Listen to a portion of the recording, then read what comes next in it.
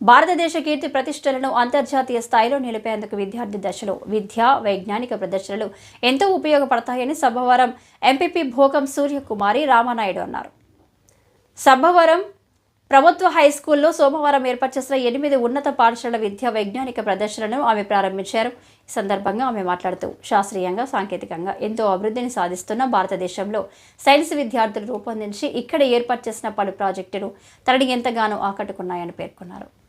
ఆరిపాక జిల్లా పరిషత్ ఉన్నత పాఠశాల విద్యార్థులు ప్రదర్శించిన ఆడత్త జానకి కోడి పందము, ఆడద్దు మామ కోడి పందము, ఆడి ఓడద్దు మామ కోడి పందము అనే జానపద ఏకాభి పాత్రాభినయం అల్లూరి సీతారామరాజు బ్రిటిష్ వారిని ఎదిరించిన తీరుపై రూపొందించిన బుర్రకథలు ఎంతగానో ఆకట్టుకున్నాయని ఎంపీపీ సూర్యకుమారి అభినందించారు. మల్లునాయుడుపాలెం హైస్కూల్ విద్యార్థులు రూపొందించిన భూ పరిభ్రమణం పగలు రాత్రి ఏర్పాటుపై ప్రాజెక్టు రావులమ్మపాలెం జెడ్పీ హైస్కూల్ అభ్యర్థులు రూపొందించిన అగ్ని ప్రమాదాల నివారణ సభవరం గురుకుల పాఠశాల విద్యార్థులు రూపొందించిన మెట్రో సిటీ సోలార్ పవర్ ప్రాజెక్టులు చెట్ల నుండి వచ్చే ఆక్సిజన్ కార్బన్ డైఆక్సైడ్ వల్ల మానవాళి జీవన విధానాన్ని వివరించే స్టాల్స్ ముఖ్య అతిథులను ఆకట్టుకున్నాయని ఆమె పేర్కొన్నారు.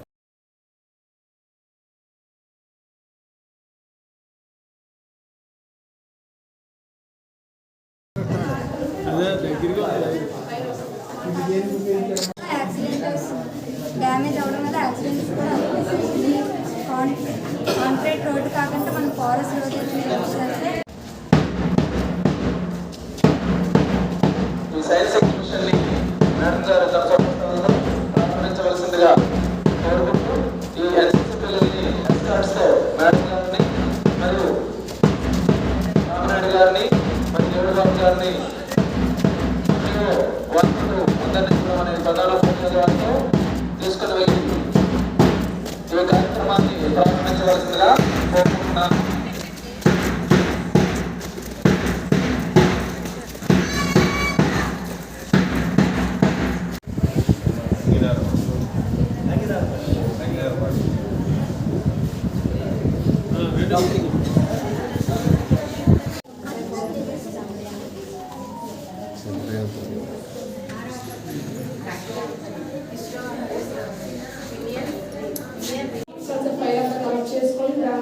మ్యాట్లో రీడింగ్ మార్చారు.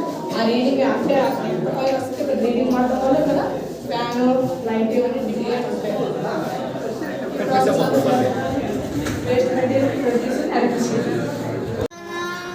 వందలు కలిసి ఒక్కని చేసి సంపాదించినారు. వందే మాతరం వందే మాతరం అంటూ నేలకు మురిగాడు.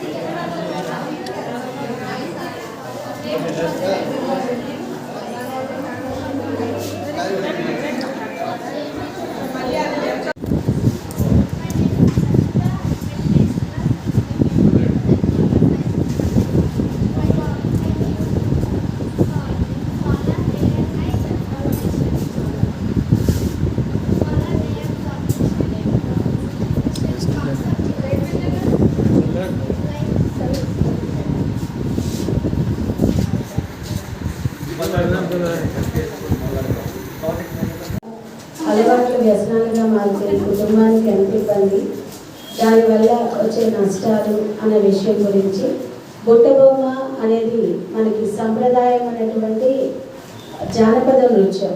అమ్మాయి కింద అబ్బాయి కింద ఒక్కళ్ళే యాక్ట్ చేయడం అనేది అందులో భాగము. ఆ కాన్సెప్ట్ని తీసుకొని ఒక సందేశాత్మక గీతంతో అమ్మాయి